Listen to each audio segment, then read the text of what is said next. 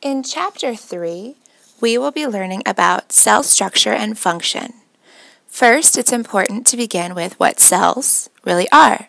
Cells are basic units of structure and function in living things, and all living things are made of cells. Cells and their structure. The structures that living things have are based upon the different ways that cells are put together. There are 4 main functions that cells facilitate. They help in the process of obtaining oxygen. They help in getting rid of wastes. They help in obtaining food. And they help in growing. And you can see here, I drew 4 different pictures to help me remember. Obtaining oxygen, we breathe. We also breathe out, which is getting rid of waste. Carbon dioxide is a waste product.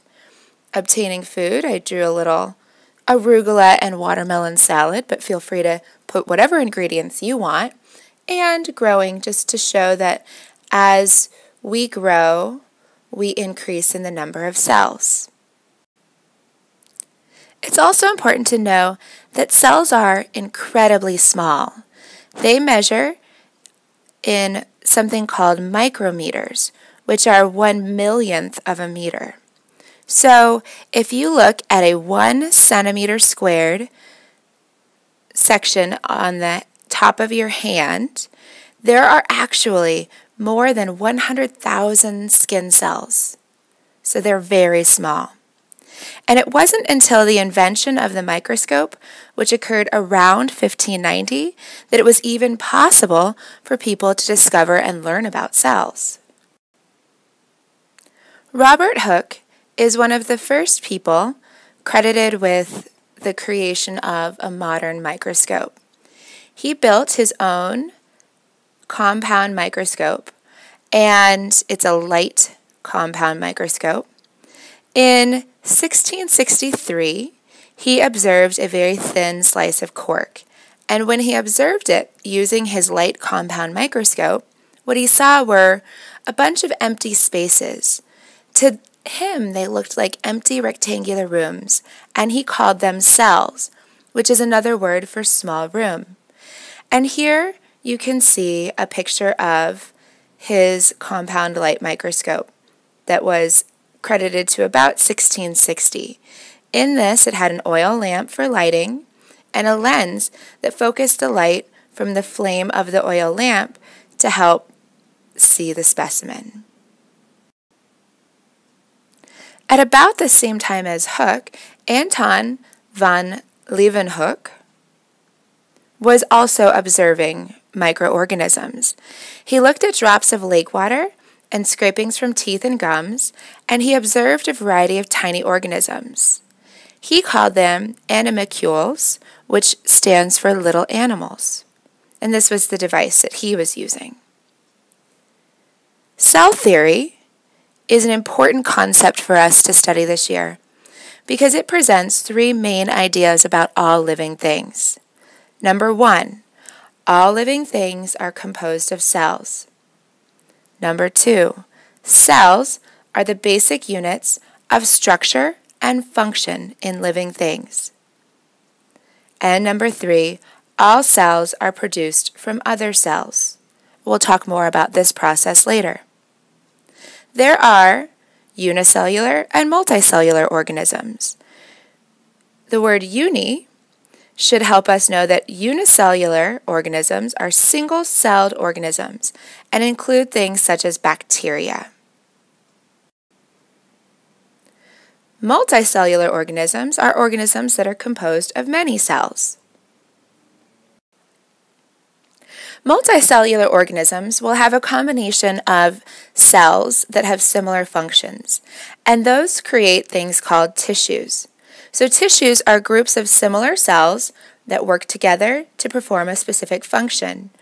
And nervous tissue that's in your brain is an example because it is made of a group of cells called nerve cells.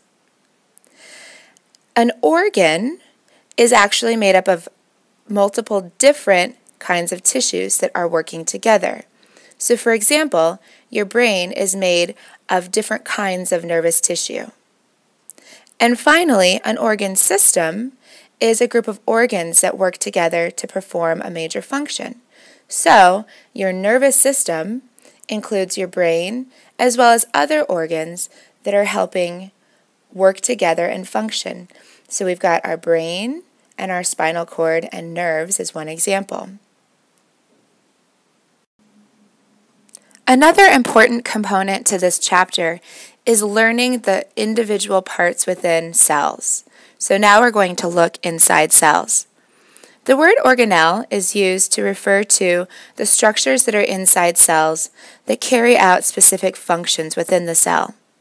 So as we enter into the cell, we will first find something called the cell wall. And the cell wall is a rigid layer, meaning it's hard, of non-living material that surrounds the cells of plants and some other organisms, but never animal cells. Its purpose is to help protect and support the cell. It's made mostly of something called cellulose. It's tough, but it also allows water and oxygen to pass through the cell. Most animal cells will have something called a cytoskeleton, which is a protein framework inside the cell that gives it its shape. And you can see here an outline of a cell, and you can see the outline of what appears to be a wall. Cells also have something called a cell membrane, which forms the outside boundary that separates the cell from its environment and controls what comes in and out of the cell. It's located just inside the cell wall. Cells that don't have a cell wall utilize their cell membrane as the only outside boundary for it. The cell membrane is important because it allows food and oxygen to enter the cell, and it also allows waste products out. You can kind of think of it like a screen window. It allows air to flow in to a building, but it also prevents things that we don't want inside, like insects. It is something that is called selectively permeable.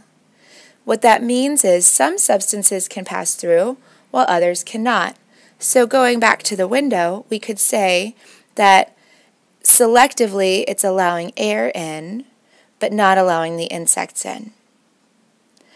The final big component, or organelle, that is inside most cells is something called the nucleus.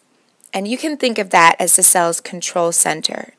It directs all of the cell's activities. Within the nucleus, there are some important parts as well. There's something called the nuclear envelope, and its job is to protect the nucleus. It allows materials to pass in and out of the nucleus through pores. And if we look at this drawing here, you can actually see these little pores. This outer purple level is the nuclear envelope. There's also something inside of it called chromatin.